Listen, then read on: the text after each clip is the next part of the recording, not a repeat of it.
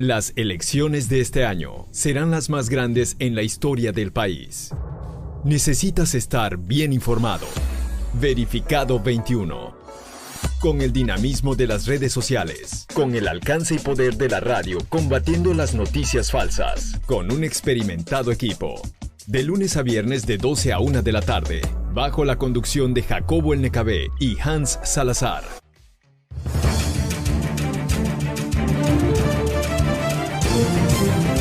Desde el aire, en 360 grados, con transmisiones en vivo desde el lugar de los hechos, con la mayor tecnología, pero sobre todo, con objetividad e imparcialidad. Noticiero en redes. Honestamente, te informamos.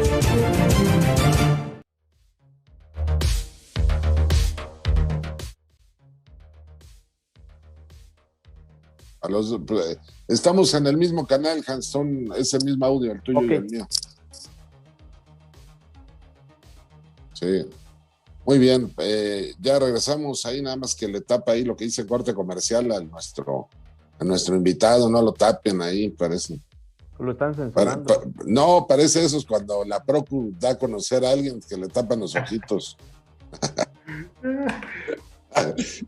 ¿Cómo estás, Oscar? Qué gusto. Oigan, nada más preguntarle a la gente si nos están escuchando bien. A ver, a la gente que nos escucha en Facebook y en YouTube, díganos cómo se escucha nuestra señal, por favor, porque varios me dicen que no escuchaban. Patricia Salazar dice que más volumen, varios que no escuchan. A ver, Hans, habla antes de saludar, nada más para que chequemos. Aquí saludamos al doctor Vivienda, que ya está presente con nosotros. Qué gustazo. Así de que este programa se va a poner más bueno todavía, ¿eh? Mi estimado Hans, mi estimado Jacobo, qué gusto saludarles. Es un placer estar de nueva cuenta con ustedes y con todo su bellísimo auditorio. Pues todos los martes para hablar de temas vinculados con la vivienda, con todos los asuntos que tienen que ver también con el asunto de todos los negocios que hacen amparados los gobiernos, ¿no? En los temas inmobiliarios. En fin, gracias, estimado. Mira, Jacobo, ¿ya viste mi taza que me regalaron? Ah, está buenísima. Ya no veo, hermano. De Benito Bodoque. Ah, está padrísima, sí. Discúlpame que aquí yo aquí nada más ando con Miguel, ¿eh? Me la regaló Lucy. El café me lo acabé hace rato. Oye, ok. Discúlpeme, dígame, te escucho, Hans. Te escucho. Aprovecho para saludar a nuestra querida Dana García, que siempre está pendiente y ahorita ya también está en este chat, porque pues ha estado un poquito delicada de salud. ¿Cómo?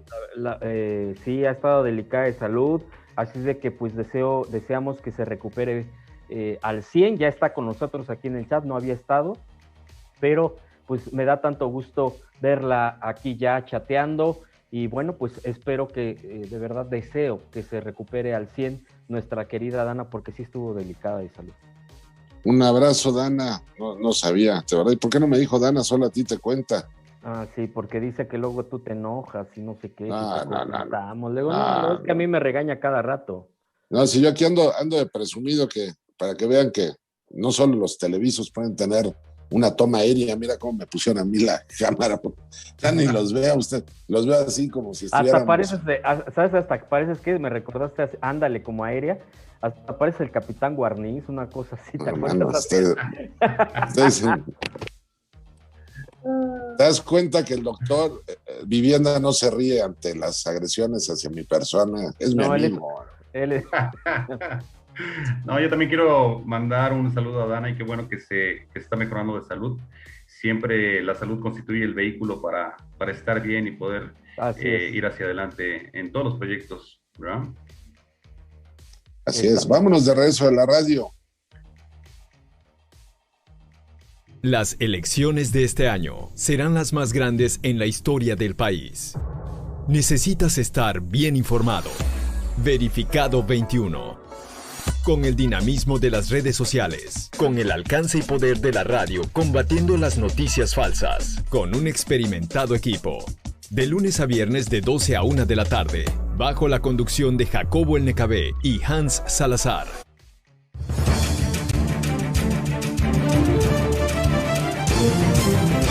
Desde el aire, en 360 grados, con transmisiones en vivo desde el lugar de los hechos, con la mayor tecnología, pero sobre todo, con objetividad e imparcialidad. Noticiero en redes. Honestamente, te informamos. Muchas gracias a todos ustedes que nos están acompañando en Verificado 21. Soy Jacobo El Necabé. Gracias, como todos los días, de lunes a viernes, por su sintonía a Verificado 21 en la radio y en las redes sociales que nos ayudan a compartir. Muchas gracias. Otro día acompañando al gran Hans Salazar, y hoy tenemos, como todos los martes, a un invitado de lujo. Hans, no lo conoces, yo creo que tú no lo conoces, no sabes quién es. Pero ¿por qué no lo presentas? Sí lo conoces. Presenta pues, a nuestro invitado de lujo. Ha sido el compromiso la semana pasada, el doctor Vivienda. Muchas gracias por estar con nosotros. La verdad es que es un honor siempre estar aquí acompañado de excelentes invitados, y ya habíamos acordado precisamente que nos ibas a estar acompañando permanentemente, mi querido Oscar. Bienvenido a tu programa. Así es, mi estimado Hans, qué gusto saludarte, mi estimado Jacobo, pero también un gran gusto saludar a todo el auditorio de Verificado 21. Y bueno, aquí ya estamos más que listos para darle un ratito con singular alegría a este gran programa que se proyecta como uno de los principales fuerzas contra la infodemia. Muchas gracias, Oscar, bienvenido. Antes, nada más por alusiones personales, andan diciendo que tú y yo somos miedosos, Hans, porque no estamos difundiendo las obras del gobierno. Dice Santiago Madrid Alvarado que le tenemos miedo a los del INE. Discúlpame, Santiago Madrid, yo solo le tengo miedo a los que, bueno, mejor no digo, no, a los que se cayeron de chiquitos y se golpearon la cabeza y no entienden que estamos combatiendo la infodemia de lunes a viernes, todos los días. No, de verdad, iba a decir una expresión distinta, no, pero la verdad es que... Te voy a decir como... Miedo a este señor del INE, hombre. Te voy a decir como el meme, cámate por favor, Jacobo. No, ya uno está decente, estamos en calma. Cámate por favor. Un abrazo, Santiago Madrid Alvarado, nos van a hacer lo que el viento a Juárez, y para hablar de temas que tienen que ver con la vivienda. Hay, como lo comentábamos, un cártel inmobiliario en la Ciudad de México y en todo el país. Óscar Ruiz tiene conocimiento pleno, además fue reconocido con una medalla de protección civil por el Congreso de la Ciudad de México, es una voz autorizada para hablar de estos y de otros temas. Oiga, doctor Vivienda, no voy a hablar de usted, se lo merece, porque la verdad es que por toda su trayectoria. Jacobo, estamos en confianza con nuestro auditorio, que es lo más exquisito que se puede generar. Así es que, por favor, háblame de tú. Bueno, entonces, Óscar, si me lo permites, en los próximos años en el legislativo, ¿qué se puede hacer? ¿Qué pueden hacer los legisladores para evitar que se sigan registrando estos abusos, estos negociazos, como lo hizo el cártel inmobiliario en la Ciudad de México? Para la gente que nos escucha, fueron negociazos que se hicieron al amparo del poder durante la administración de Mancera, por ejemplo, y que continuaron en muchas alcaldías donde, por ejemplo, Hans, tú querías construir algo en tu casa, pues sí, nada más que te tenías que caer con un moche al funcionario para que te lo autorizaran, y hicieron y deshicieron. Y también el tema de la reconstrucción, un pendiente tremendo. ¿Qué se puede hacer, Óscar? ¿Qué deben de hacer los legisladores para que esto no vuelva a suceder en la Ciudad de México y en todo el país? Pues mira, Jacobo, primero un tema súper importante, que es el salvaguardar la vida y la integridad física de los que van a habitar un inmueble. Ese es el punto número 1. El punto número 2 es tomar en consideración el impacto en todos los escenarios que puede generar una nueva construcción. Trátese de cualquier tipo de construcción. Este impacto me refiero al consumo de agua, al aprovechamiento de las vialidades y uso de las mismas, al suministro de energía eléctrica, al acceso al desagüe, al drenaje de carácter público, la ubicación obviamente de estos espacios, Hay una gran complejidad de elementos que se tienen que considerar para poder construir un nuevo proyecto, dependiendo de la zona en donde se encuentre. Dentro de ello tenemos que observar perfectamente lo que implica el atlas de riesgo para la ciudad, en el caso de la Ciudad de México, y también para la República Mexicana, todas aquellas zonas que pueden estar en riesgo por los asentamientos. Una vez sorteado este punto, pues tendremos que observar el cumplimiento de toda la normatividad vigente. Pero ¿qué pasa? Aún con normatividad vigente hay quien se la pasa por el arco del triunfo, ¿no? Y prefiere dar pues mordidas, apoyos de una u otra manera para que le permitan construir o generar desarrollos importantes. Sobre todo hablo del ámbito comercial. Esto debemos contrarrestarlo con una legislatura fuerte. En el caso de la Ciudad de México, sería la segunda legislatura para la Ciudad de México, en donde tendríamos que estar precisando normatividad que sea mucho más eficiente y que vaya en acompañamiento con la participación ciudadana. Los vecinos son el mejor foco o el mejor reactivo que nos puede informar a todas las instituciones y a las autoridades si hay una construcción nueva, de qué cualidades, de qué impacto, cómo está impactando a la zona. Y bueno, todos los medios a través de los cuales estamos acostumbrados a desarrollar información, como es el Twitter, como es el Facebook, como es TikTok inclusive, ¿no? Muchas de las modalidades, ya todas las autoridades están conectadas precisamente a estos focos de comunicación. Así. Y bueno, no conectadas, sino hay un esquema de supervisión permanente de lo que está sucediendo y monitoreo, es correcto. Y a través de este monitoreo es el mejor medio, olvídate de las áreas de verificación, de las alcaldías o del gobierno de la ciudad o del gobierno federal. El mayor y mejor monitoreo que podemos tener es a través de la ciudadanía.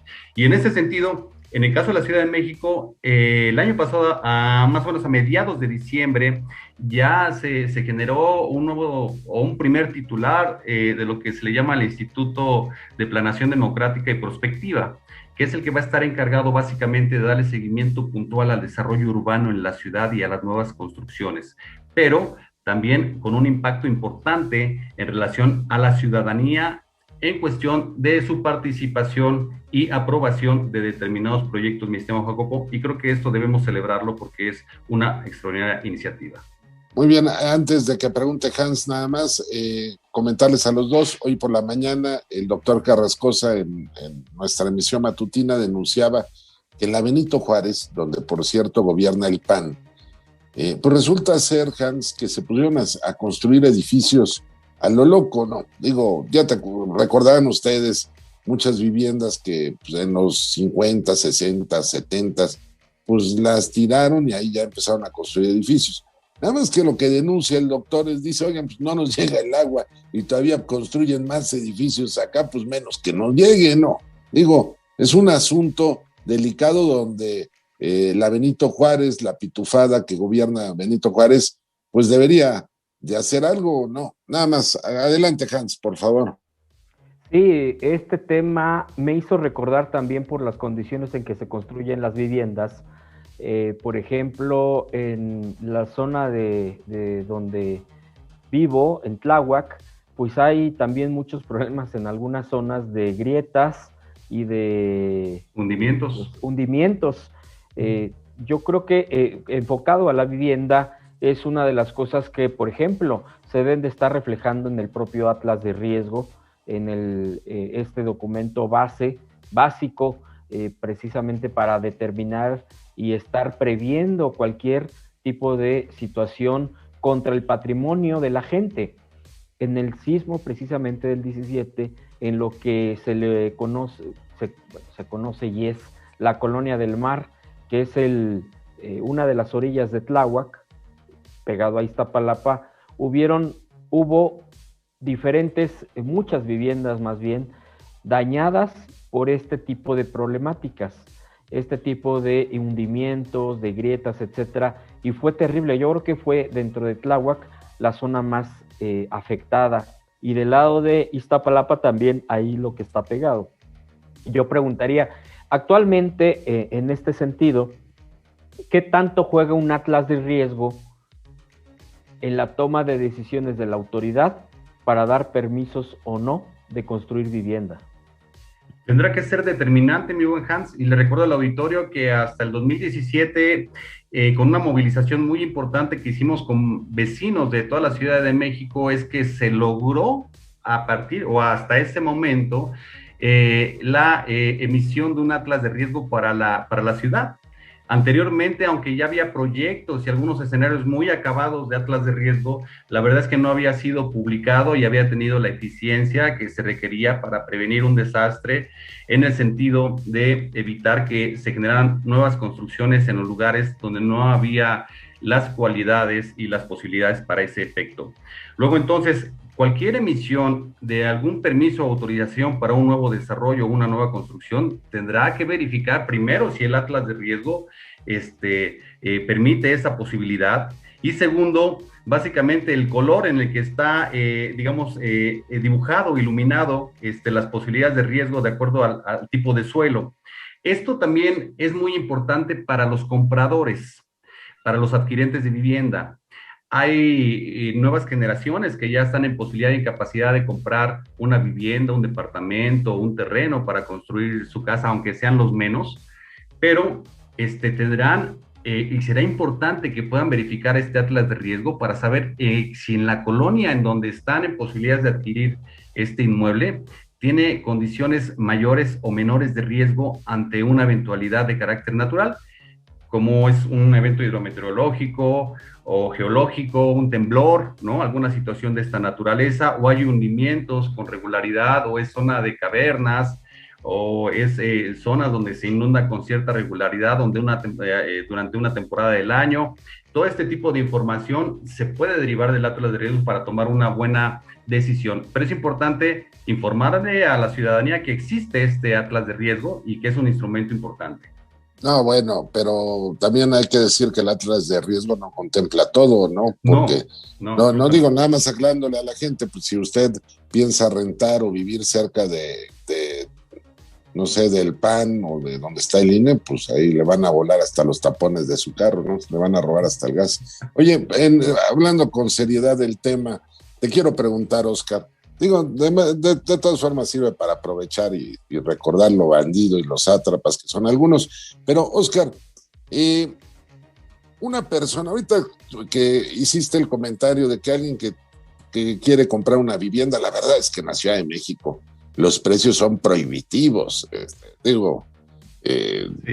en toda la Ciudad de México. Bueno, las rentas salen 1,5 riñones al mes, ¿no? Digo, una renta en la Ciudad de México es carísima, pero además con muchas carencias, porque no sé cuánto sea el costo del metro cuadrado en una delegación, por ejemplo, para rentar, cuál es el promedio. Pero ahí vienen varias preguntas. Por ese monto que está pagando el que arrenda, ya olvídate comprar, el que llega a rentar, ¿no deberían de obligarle a los propietarios a tener por lo menos en buenas condiciones los edificios, los servicios básicos? Porque muchos edificios de la Ciudad de México, salvo en las zonas muy adineradas, por ejemplo, donde vive el doctor Carrascosa o el doctor o don Alfonso Montoya, que esos son de billete, pues ves cuarteaduras en los edificios, ves elevadores del siglo pasado. No hay una ley que proteja al que va a rentar para que por lo menos todo sea de buena calidad. Sí, Jacobo, el mismo Código Civil lo establece, que un inmueble o un espacio que se va a arrendar debe de ser otorgado al arrendatario en condiciones adecuadas para la habitabilidad. En estas condiciones adecuadas para la habitabilidad implica las condiciones salubres y las condiciones de seguridad de un inmueble. Luego, entonces, el propietario deberá de otorgarlo bajo este esquema. De lo contrario, pues obviamente implicaría una reducción o un impacto hacia la baja en las rentas, o que se genere o se solicite una rescisión del contrato de arrendamiento en su momento por parte del arrendatario. Entonces, sí se establece, sin embargo, la mecánica es compleja, porque llevar un procedimiento ante los tribunales y además estás pagando una renta que no creo que baje en la Ciudad de México de 8,000 pesos, sino que será de 8,000 hasta lo que quieras.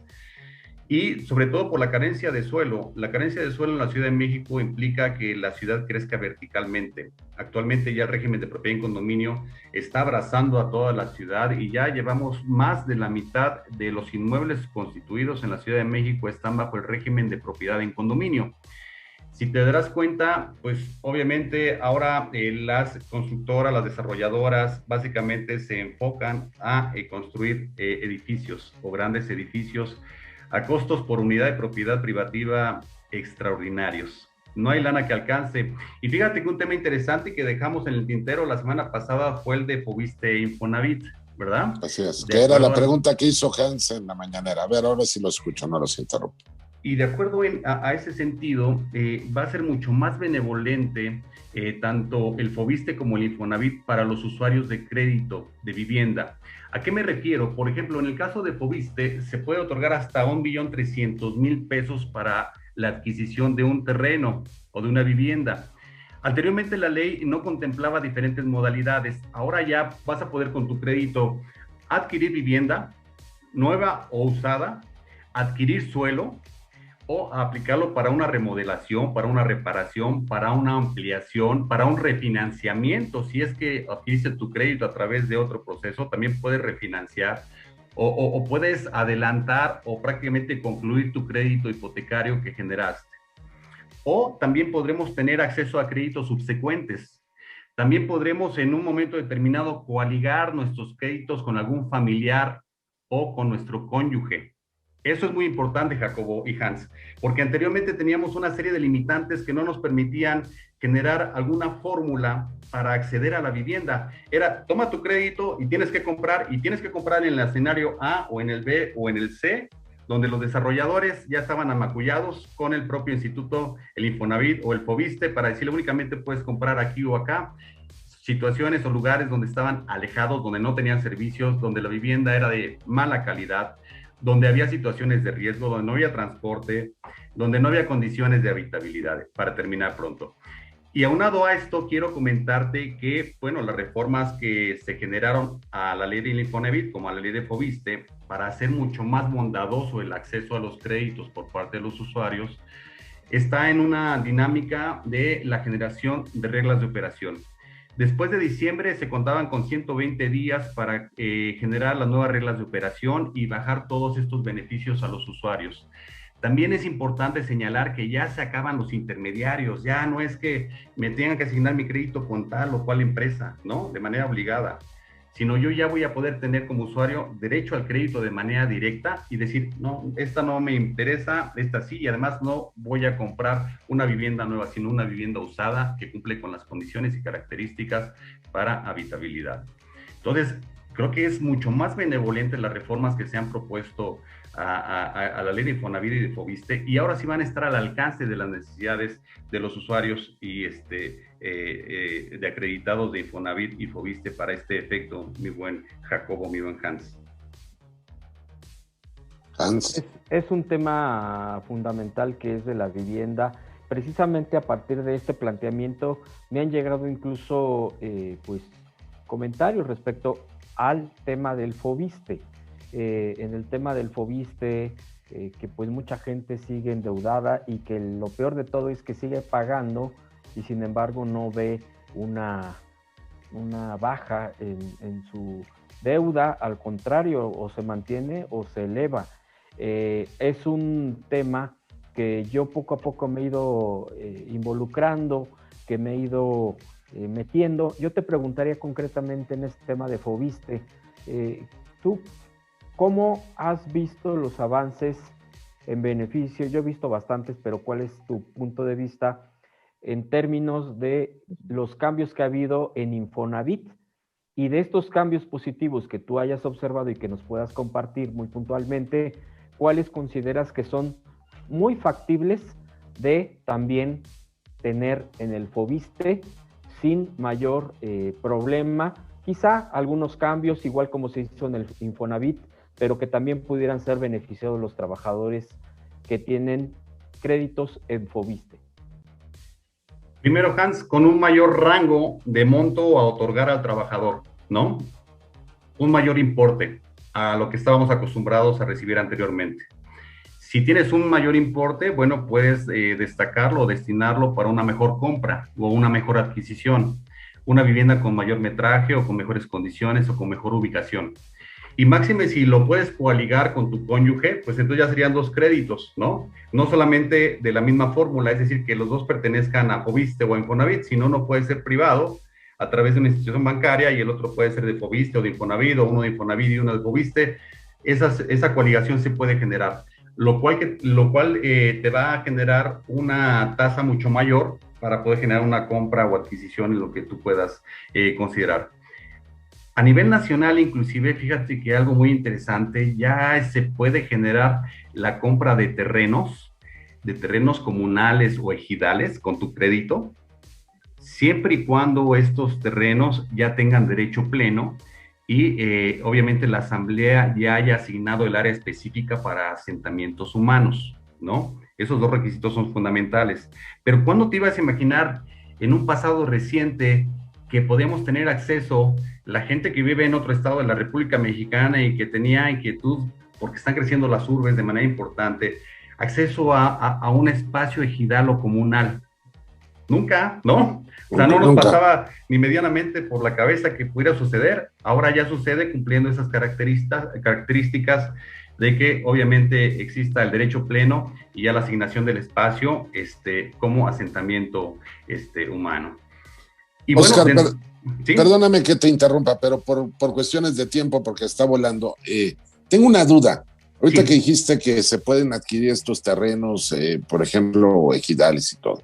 A ver, alguien que vive en los Estados Unidos, que se fue a trabajar porque aquí no tenía las condiciones, se va a chambear a los Estados Unidos, se rompe la espalda, ¿no? Y está mandando los dólares, ya el término, la expresión de dolaritos no es dolaritos, los dolarotes, ¿no? Producto de su esfuerzo, de su trabajo, de las grandes jornadas que se llevan. Está mandando dinero y aquí lo recibe un familiar y construye la casa a su antojo o se gasta el dinero o lo que tú quieras. ¿Hay algún mecanismo? Ahí va la pregunta. Del gobierno mexicano al día de hoy, o se podría tener un mecanismo donde nuestros paisanos, ese dinero, en lugar de mandárselo a un compadre, ¿no? O a un familiar, al hermano, al primo, no, bueno, o a los tíos, lo pueda mandar directamente para su vivienda, para su terreno, y que se le garantice que ese recurso se va a aplicar correctamente para lo que él quiere. ¿Existe eso en nuestro país? Pues esa sería una fórmula muy interesante, mi estimado Jacobo. Existe nada más la fórmula cuando tú, por ejemplo, eres afiliado, por decirlo de alguna manera, a Infonavit o a Foviste, que ha estado cotizando con la iniciativa privada o en el caso de Foviste con el sector público, y eventualmente dejas el empleo, puedes ir cotizando de manera voluntaria, ¿verdad? Pero no existe el mecanismo para cotizar de manera voluntaria desde el inicio. Entonces, sería un mecanismo sumamente interesante para los que estén, en esa vía, en esa posibilidad, poder hacer las aportaciones y que vaya acrecentándose el crédito y con las bondades que el Estado puede generar para eventualmente tener acceso de manera más rápida a una vivienda. Ahora, nada más para terminar y cerrar la pregunta que me hizo Hans hace un ratito, otra de las bondades que veo ahora con Infonavit y Foviste es que puedes generar un refinanciamiento o una reestructuración de la deuda, e inclusive si se aplica en analogía la primera propuesta que hizo Andrés Manuel, en el entendido de que si van al corriente en sus créditos de Infonavit, sí van a hacer quitas importantes para concluir con el pago de los créditos de Infonavit. De esta manera se estaría también generando esta misma propuesta para los créditos de Foviste. Creo que esta parte me parece sustancial, fundamental, porque impacta directamente en el bolsillo de los adquirentes, de los beneficiarios. Hans. Muy interesante esto porque hay que profundizar y que se vayan mejorando las condiciones, particularmente yo digo ahorita de Foviste, e ir también sería muy interesante para poder platicar con la gente que tiene un crédito o que está adquiriendo algún crédito en Infonavit, a ver qué tal le está yendo, me refiero, cuáles son los beneficios ya concretos que siente, que percibe, que tiene en este Infonavit de la 4T. En fin, bueno, pues sería mi pregunta y muchas gracias, doctor Vivienda, por haber contestado a ello, y vamos a seguir con ese tema en particular que es el que nos ha pedido mucho la audiencia. Por supuesto, y cómo darle un bajón, ¿no? A esos 20, 25 años a través de los cuales estamos prácticamente encadenados a un crédito que después de la mitad del mismo seguimos pagando lo mismo. No es posible. Yo por eso sigo rentando. Eso. Nada más una duda para concluir, a ver si me quedó en claro. Decías, Oscar, que, por ejemplo, se puede juntar con la pareja para adquirir una vivienda, era lo que explicabas, ¿verdad? Sí. Ese modelo. Sí. Ahora, nada más la pregunta es, en el caso de Hans, por ejemplo, que tiene 15 novias, ¿puede juntar el crédito con las 15? A ver, la risa, se enoja. ¿Se puede o no se puede? ¿Aplica Fíjate o no aplica? Que en este caso se puede integrar no necesariamente con el cónyuge, sino también con alguna otra persona de común acuerdo, o inclusive un familiar, por ejemplo, entre hermanos, también se pueden coaligar estos créditos, que también es una ventaja cierta, para poder procesar esta dinámica. Entonces, el abanico de posibilidades es mucho más amplio ahora que hace 2 años. Un abrazo, Oscar. Gracias, Hans. Despide esta emisión, Abrazo. Por favor. Ya me pasaste a... No, bueno. Muchas gracias, doctor Vivienda. Gracias a todos, a todas por habernos acompañado en el programa de Verificado 21, a nuestros radioescuchas en el 560M de Radio Chapultepec. Las elecciones de este año serán las más grandes en la historia del país. Necesitas estar bien informado. Verificado 21. Con el dinamismo de las redes sociales, con el alcance y poder de la radio combatiendo las noticias falsas, con un experimentado equipo. De lunes a viernes de 12 a 1 de la tarde, bajo la conducción de Jacobo El Necabé y Hans Salazar.